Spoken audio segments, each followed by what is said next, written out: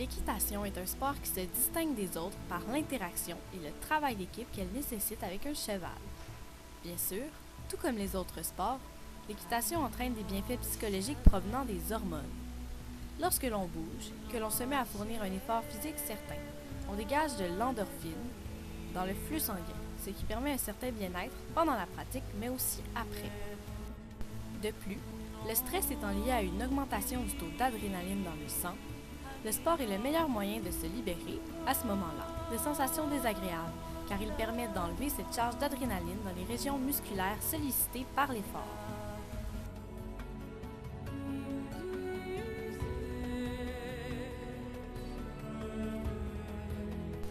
Mais l'équitation amène des bienfaits qui lui sont propres et qui sont souvent même insoupçonnés. Les bienfaits de l'équitation au niveau psychologique sont reconnus et probants. Chez le commun des mortels, on peut voir un changement bénéfique à plusieurs niveaux. Entre autres, on constate un meilleur sens des responsabilités. S'occuper d'un animal demande en effet beaucoup d'autonomie. Aussi, l'équitation amène à développer l'empathie, l'écoute de l'autre et la patience.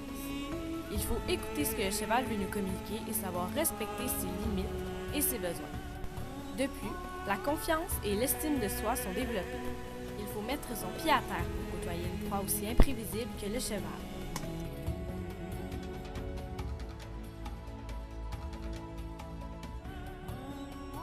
Je suis de niveau cavalier de pouvoir en équitation western. Ça fait 6 ans que je monte à cheval.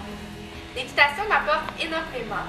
C'est un sport qui nous apprend à accepter de perdre le contrôle parce que ça ne fonctionne pas toujours quand tu es avec ton cheval. Il faut accepter nos défaites, il faut vivre le moment présent, mais aussi apprendre de nos erreurs pour ne pas les reproduire. Donc, ça dans la vie aussi, ça nous permet d'accepter mieux les échecs parce que la vie nous amène parfois des embûches et il faut savoir avoir la bonne attitude pour pouvoir surmonter ces problèmes-là. Monter à cheval exige que l'on soit concentré et à l'écoute des signes que celui-ci nous transmet. Il faut aussi être à l'affût des nombreux imprévus pouvant survenir lorsqu'on est en contact avec lui, tel un sursaut, un refus à l'obstacle, une dérobade ou une morsure de sa part.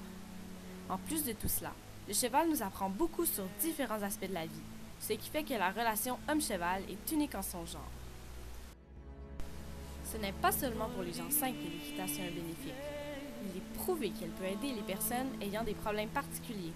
Par exemple, une personne ayant été abusée dans son passé, une personne ayant un manque d'estime de soi, une déficience intellectuelle ou mentale.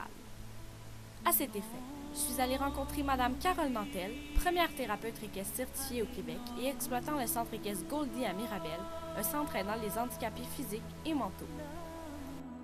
La thérapie facilitée par le cheval compte chez beaucoup le psychologique. J'en ai fait 5 années avec un psychologue. La première fois que tu es aux côtés d'un cheval, il y a quelque chose qui se passe. C'est combien de temps, c'est quoi qui se passe, mais on ne le sait pas. Mais je peux te dire que la première minute que tu mets un humain à côté d'un cheval, il y a quelque chose qui se passe ici. Mais là, ça dépend de l'évolution de chacun, qu'est-ce qu'il vient chercher ici pour arriver à ton objectif, mais ça va prendre 10 séances, 15 séances, 3 ans, je ne sais pas à quel point que la personne est fermée puis elle veut travailler sur elle. Ça dépend des gens. Ça dépend des gens, mais je peux te dire que dans tous les cas, du moment que tu as mis l'humain en contact avec le cheval, il y a quelque chose qui s'est passé. Le cheval n'a jamais de problème, lui. C'est toi qui les as, les problèmes. Fait que c'est sûr et certain, quand tu as un comportement d'un cheval vis-à-vis de toi, tu vas te questionner toi par rapport au cheval. Mais il y a bien des gens qui vont dire non, c'est pas moi, c'est le cheval. C'est le cheval. Mais c'est pas le cheval le problème, c'est ton approche que tu as avec le cheval. C'est qu'est-ce que tu dégages avec le cheval.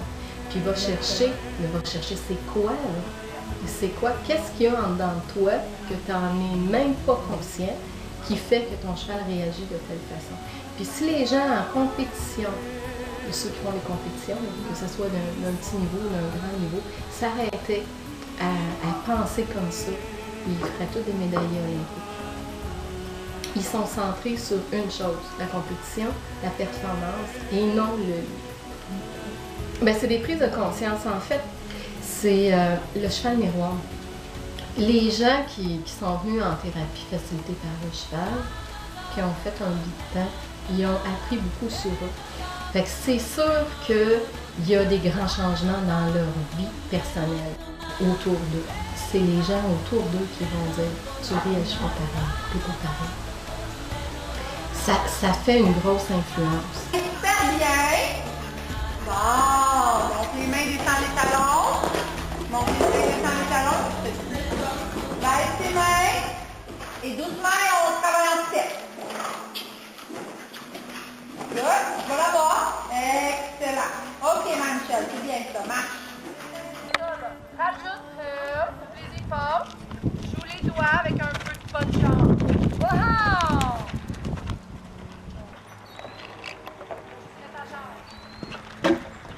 Excellent!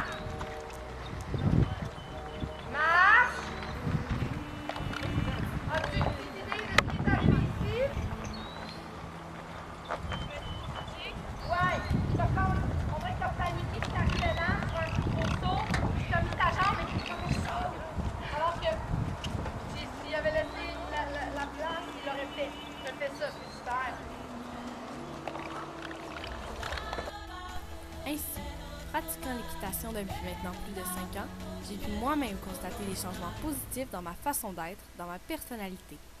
J'ai récemment été embauchée pour un emploi étudiant dans la restauration. On me mentionne souvent combien je suis débrouillarde, autonome et combien je suis sérieuse à l'ouvrage. Aurait-ce un lien direct avec l'équitation? La première fois que tu es aux côtés d'un cheval, il y a quelque chose qui se passe.